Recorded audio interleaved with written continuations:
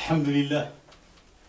الحمد لله نحمده ونستغفره وبه نستعين، ولا إله إلا الله ولا حول ولا قوة إلا بالله العلي العظيم ونبيه الكريم.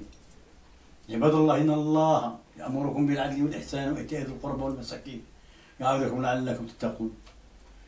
سبحان الذي هدانا لهذا وما كنا لنهتدي لولا أن هدانا الله.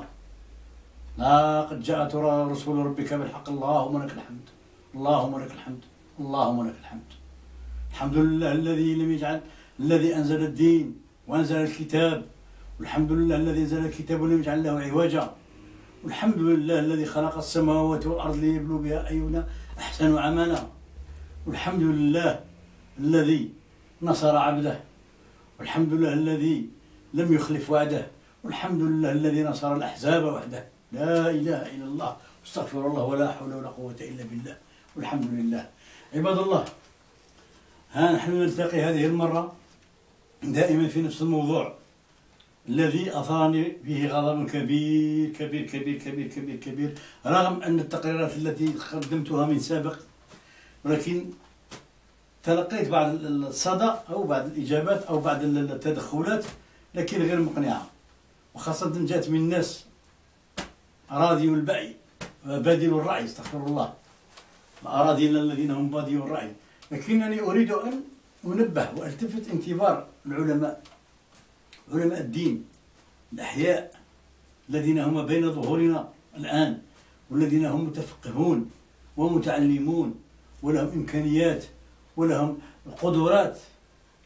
اجتمع أيها الإخوة، نجعل حد لهذه الخرطقات الإسرائيليات. يا أيها الإخوة، مثلا لو قمنا بتقييم حوصلة الخلفاء الراشدين المهديين بعد رسول الله عليه الصلاة والسلام، أولهم أبو بكر الصديق رضوان الله عليه، وثانيهم عمر بن الخطاب رضوان الله عليه، وثالثهم عثمان بن عفان رضوان الله عليه، ورابعهم علي بن أبي طالب رضوان الله عليه. وبدأنا نقيم بعد رسول الله عليه الصلاة والسلام ماذا فعلوا هؤلاء الخلفاء الراشدين المهديين. فنتطرق أولا إلى الخلافة الأولى المباركة التي كانت على يد أبي بكر الصديق، والذي جعل الله فيها سبحانه عز وجل كأنه نشر الإسلام من جديد، نظرا لحرب أو الحروب الردة، حروب الذين فرقوا أيضا بين الزكاة والصلاة. هذا في عهد عمر بن الخطاب أبو بكر الصديق استغفر الله رضوان الله عليه، ولم تطم هذه الخلافة، هذا أمر من الله مقضي. هناك جاءت عمر بن الخطاب خلافته المزدهرة الذهبية التي الإسلام خرج من العادة، خرج من العادة يعني خرج من الجزيرة العربية، انتشر الإسلام إلى أبعد من ذلك، مع عثمان بن عفان رضوان الله عليه وبنو أمية الأمة الإسلامية رحمة الله عليهم، أين وصل الإسلام إلى غاية غرب الصين وشرق الصين وجنوب الصين وغرب فرنسا. هذا شيء تاريخي معلوم ثم نتطرق إلى علي بن أبي طالب رضوان الله عليه، الذي بدأت خلافته في 35 هجري. علي بن أبي طالب حتى لا يغلو فيه الناس، حتى لا يجعلوا من علي بن أبي طالب هذا كأنه كما قال القزويني عليه من الله ما يستحق، بأن هذا الرجل علمه درجة واحدة أقل من الله، يعني نائب الله، استغفر الله ومعاذ الله، علمه درجة واحدة أقل من الله. علي بن أبي طالب راجل ولد في مكة، رجل ولد في مكة أيها الإخوة، ليس له تاريخ مضبوط أو مدقق، لأن في سابق الحال كانت كل الولايات متميزة، التاريخ مميز، إلا الشخصيات. الرسول عندما ولد عليه الصلاة والسلام لم يولد رسول، ولد محمد بن عبد الله بن عبد المطلب بن أمينة بنت وهب، رجل عادي. بعد أن بعث أصبح رجل مهم، خير خلق الله، ولابد أن تهتم إليه كل الناس. على أساس ذلك وقعوا في بحوثات أين ضبطوا تاريخ ازدياده. أما علي بن أبي طالب رضوان الله عليه فليس شخصية مهمة، يعني حتى تقول بأنه ولد في 13 رجب. كيف ولد هذا الرجل؟ رجل ولد كانت أمه فاطمة بنت أسد تطوف يقولون بالكعبة، وهي لم كانت تطوف، يعني هي كانت ربما في الكعبة جالسة عند الكعبة تطوف في الكعبة، ثم جاء المخض، عندما جاء المخض انشقت الكعبة، يعني بيت الله الحرام انشقت، ودخلت فاطمة بنت أسد التي كانت مشركة لا تؤمن بالله، كانت تعبد الوثن، هي زوجها أبي طالب والذي مات على شركه. هذا الشيء عجيب، لم يقع للرسول عليه الصلاة والسلام، لم يقع للأنبياء والرسول. شيء عجيب، تنشق الكعبة، تنشق وتدخل فاطمة بنت أسد توضع حملها. شيء عجيب. أين تجد هذا؟ الذي أثار غضبي تجده مثلا عند أبو عبد الله محمد أبو عبد الله المسمى بالحاكم النيسابوري في المستدرك. يا أخي العزيز، المستدرك يكتب بأن علي بن أبي طالب أمه انشق لها الحائط أو الجدران فدخلت وضعت حملها وجدت ورقة من السماء قالت سمي علي، ثم من يقول قرأ قرآن، قرأ سورة المؤمنين، قرأ القرآن قبل أن ينزل على الرسول عليه الصلاة والسلام. يا العجب. ولد حوالي 8 سنوات قبل التبليغ. علي بن أبي طالب إنسان عادي رحمه الله ورضي الله عنه. يقولون بأن أسلم أول من الصبيان من الذين أسلموا. هذا تناقض، هذا تناقض. الصبيان مرفوع عنهم القلم، ليس السلم. حتى الوثنيون، الصبيان الوثنيين لم يكونوا يعبدوا الوثن لأنهم صبيان يعني للعب والمارة والضحك لا يعرفوا شيء، مرفوع عنهم القلم حتى في الإسلام. إذن ليس الصبي الأول الذي أمن بالرسول، كان في بيت رسول الله يعيش حوالي 5 سنوات أخذه الرسول، كان يعيش عنده. هناك من يقول كان يصلي مع خديجة. الصلاة كانت يعني غير مفروضة، الصلاة فرضت في العام العاشر بعد وفاة خديجة رضي الله عليها، ليس قبل وفاة خديجة كما يقولون المحدثة على فاطمة والمحدثة. عفوا، كانت تحدث أمها تقول لها إنك في الركعة الثالثة أو الرابعة. احنا نقول بأن السيدة فاطمة نفتح قوسين ولدت 5 سنوات قبل البعث، هم يقولون 5 سنوات بعد البعث. نفرض يعني سلمنا، نفرض بأنها ولدت 5 سنوات بعد البعث. 5 سنوات بعد البعث الصلاة لم تفرض، الصلاة فرضت في العام العاشر، فكيف كانت السيدة فاطمة رضوان الله عليها تذكر السيدة خديجة رضوان الله عليها يا أمه إنك في الركعة الثانية أو الثالثة؟ انظر إلى الكذب والتدليس للشيعة، انظر. شيء عجيب. نكمل على علي بن أبي طالب. ثم الرجل هذا كبر ودخل مع الصحابة، أصبح مسلم وهاجر إلى آخره، بات في فراش النبي بأمر من النبي عليه الصلاة والسلام حتى يرجع الأمانات إلى أهلها، وليس أمر من السماء كما يقول الرافضة، مشرك بالله والعياذ بالله. ثم التحق بهم وانتهت الأمور. في العام الثاني بعد زوجه بابنته فاطمة. لم يقل هنا بأن نزل ملك يسمى صرصائيل على وزن ميكائيل وإسرافيل. انظر إلى الأشياء. هناك 4 ملائكة مقربين، جبريل عليه السلام، ميكائيل، إسرافيل وملك الموت. هذا صرصائيل. من هو صرصائيل؟ ويقول زوج النور بالنور. والأنوار الأخرى رقية وزينب وأم كلثوم ليسوا أنوار؟ هذو ألم ينتسبون إلى النسب الشريف، يعني إلى رسول الله عليه الصلاة والسلام؟ يعني انظر إلى التدليس. كنت أتكلم عن حوصلة تقييم أعمال الصحابة في خلافتهم. أعطيت يعني لمحة سريعة عن علي بن أبي طالب، صحابي، رجل صحابي زعيم محارب إلى آخره ككل الناس، لا أقل ولا أكثر، نعطيه أكثر مما يستحق. لكن إذا نظرنا إلى خلافته مثلا، هل خلافة علي بن أبي طالب كانت خلافة فيها فتوحات وفيها بركات؟ كانت خلافة علي بن أبي طالب ولله، كل ذلك بأمر الله. كانت إلا قتل المسلمين في المسلمين. نبدأ يعني من 36 قضية الجمل.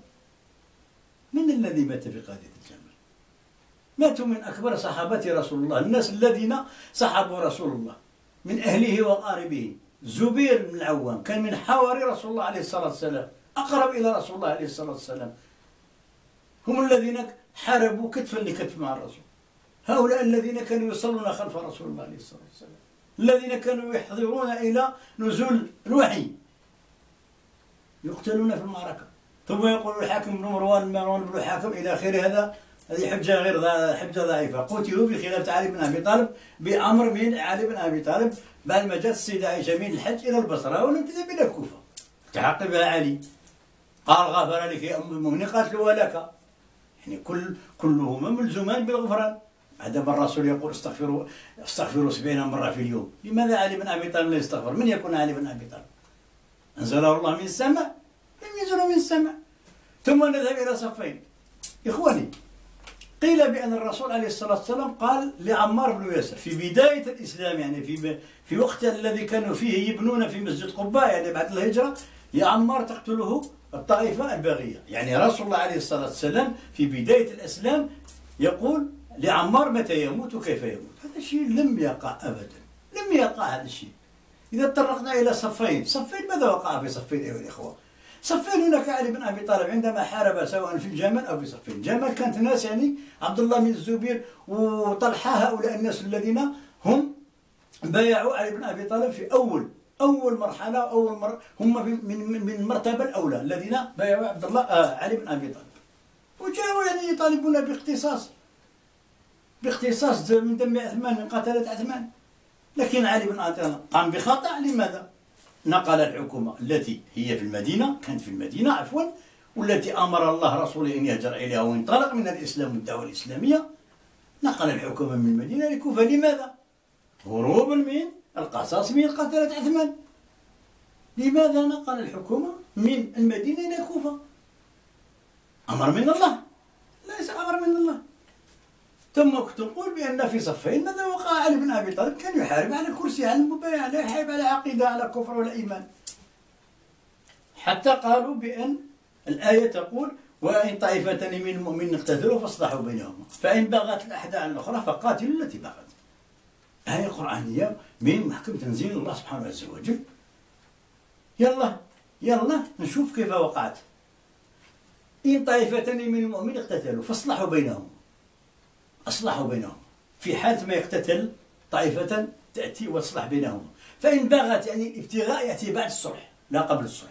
فإن بغت الأحدى عن الأخرى فقاتلوا التي بغت. هل في صفين قتل عمار أو غيرهم بعد أن وقع الصلح؟ بعد أن هل هناك إثبات بأن الجيش الذي جاء معه هو الذي من الطائفة الباغية؟ لم يكن من الطائفة الباغية. في اليوم التاسع جاء عمر بن العاص، يعني كانت له مبادرة، رفع الصحف على أسئلة الحرب، قال: بيننا وبينكم حكم الله، حكموا بيننا وبين الله. لكن لم يقع من بعد الصلح هذا الذي وقع أي محاربة، أي قتل، إلا من بعد سنة في النهراوين. هؤلاء الناس الذين رفضوا الصلح بقوا في هذه الحالة. حاربهم علي أيضا في النهراوي، تسمى معركة النهراوي، يعني جمال صفي النهراوي. يعني لم يوجد هناك ولا فتح واحد طيلة الخلافة التي دامت حوالي 5 سنوات. لم يوجد هناك خلاف حرب أو فتح قرية واحدة، عكس الصحابة أو عكس الخلفاء الراشدين. يعني لا نقلل من شأن علي بن أبي طالب، لكن نقول الحقيقة. لا نجعل علي بن أبي طالب يعني كما يقولون مثلا في حديث الكساء. أيها الإخوان، إذا مثلا تطرقنا إلى هذه الآية 33 في سورة الأحزاب، نصل إلى الكلمة اللي فيها: إنما الله يريد أن يذهب عنكم الرجس على البيت. يا أخي العزيز، هذه جاءت أحكام متتالية لأزواج النبي عليه الصلاة والسلام، ثم وصلت إلى أن ناداهم الله سبحانه عز وجل بياء النداء: يا نساء النبي لستنك أعدنا من النساء. هذا فضل كبير ومنزلة كبيرة لنساء النبي وأهل بيت رسول الله هم أزواجه، والذين أوصى بهم بصوتكم خيرا في أهل بيته وأزواجه. الرسول لم يوصي على رجال، الله الرسول وصى على أزواجه، نساء ضعيفات، وأهل بيته هم نسائه أقرب إليه، مس جلدهن جلدوه. آخر من مسار اختار طريقه مع رقها ورقة السيدة عائشة رضي الله عنها. يعني هؤلاء الناس كانوا سر رسول الله. نحن كلنا أزواج، لنا أسرار مع أزواجنا لا يعلمها ابن ولا بنت. هذا شيء طبيعي. تترك أهل البيت، تخرجهم من بيتهم وتدخل أناس آخرين، ليس فاطمة ولا علي ولا الحسن ولا الحسين. كما يقول حتى السنة، وأنا رافض هذا الشيء، وأنا فعلا مزعج، وأنا فعلا لا أريد أن تريدون أن السنة ترضون الشيعة. لا ترضى الشيعة، رضي الله سبحانه عز وجل. الشيعة كما هم يفعلون يريدون أن يخالفوننا، لا يخالفوننا، إنهم يخالفوا الدين الإسلامي، يخالفوا السنة، يخالفوا الدين الإسلامي. تبا لهم، الإسلام فيه بحاجة يخالف، هو حر.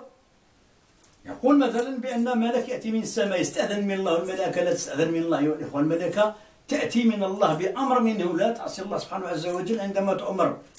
والعلاقة اللي كانت بين الرسول والأنبياء فكيف هو السيد جبريل عليه السلام، ليس ملك آخر. يقول بأن مالك استأذن من الله وجاء إلى الرسول وقال له إن الله يبلغك السلام ويقول لك بأن فاطمة سيدة نساء الجنة والحسن والحسين سيد شباب الجنة. أيها الأخوة، من قال لكم هذا؟ من قال لك بأن فاطمة في الجنة أو الحسين في الجنة والحسن في الجنة؟ من قال لكم هذا؟ من قال لكم بأن هؤلاء في الجنة؟ لا نعرف من هم في الجنة اليوم إلا الذين قال عنهم الله سبحانه عز وجل في محكم تنزيله في الآية 100 من سورة التوبة. السابقون الأولون من المهاجرين والأنصار والذين تبعهم بإحسان رضي الله عنهم ورضوا عنه وأعد لهم جنات تجري من تحتها الأنهار خالدين فيها أبدا ذلك الفوز العظيم. هذا ما يلغي العشرة الذي بشرهم الرسول عليه الصلاة والسلام ولكن ربما الناس الذي لهم أفضلية عند الله تعالى، عندهم أفضل الله عند الله تعالى من صحابة رسول الله، أفضلية جاهدوا بمالهم بنفسهم بأهليهم، يعني لهم يعني نوع من الميزة بالنسبة للآخرين.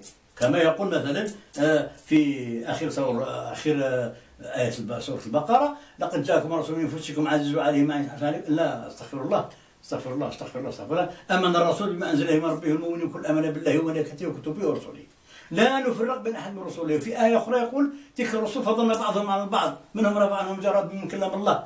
وهنا يقول: لا نفرق بين. إخواني، التفريق بين الرسل في الرسالة، تفريق في الرسالة، لا تفرق بين نوح ولا عيسى ولا موسى، كلهم جاءوا برسالة واحدة: أن اعبدوا الله الأحد الواحد ولا تشركوا بعبادة ربكم أحدا. هذه الرسالة جاءوا بها الرسل الأنبياء.